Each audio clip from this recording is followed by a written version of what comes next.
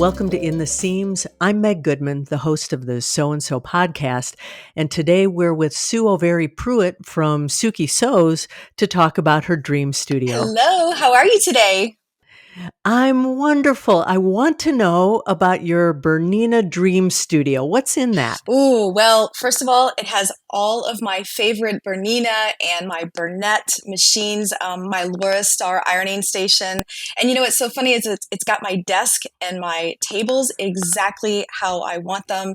And I even have a bunch of lovely personal touches that were added to my dream studio. I can see that behind you. Well, what are those personal touches and what's your favorite thing about your BERNINA Dream Studio?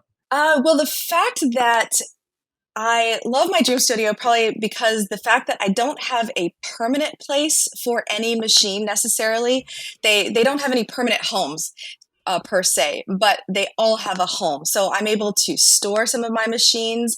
I'm able to keep them on different tables, and really depending on the project I'm working on, whether it's a serging project or if I'm going to be doing cutting, so I've got my cutting table, whether I'm going to be doing ironing, everything is I can move it all around, but at the same time, when it's at the end of the day, they all kind of like magically go back to their assigned station.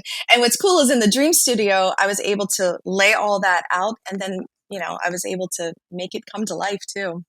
Well, what was it like to design the studio? Well, what's really interesting is the studio, when I got a chance to design it, it was really based off of my actual studio. However, you're able to do whatever you want. There's no limits. So if I want to put a table here or put a new machine over here, and maybe a machine I don't even have, I was able to do that. And I think not having limitations is it's freeing. It's very exciting. And for example, I was able to put the BERNINA L890, which is the BERNINA's most beautiful serger. I was able to put it in my studio, and I'm going to be honest, I didn't own it at the time. And having seen it there, it excited me so much. I'm like, you know what? I'm going to do it. I'm going to treat myself to that machine. So it's really cool how you truly do dream it, and then it you're able to see it, and it really does. It makes such a difference. Sue, what's your top tip or recommendation for somebody who wants to design their own dream studio?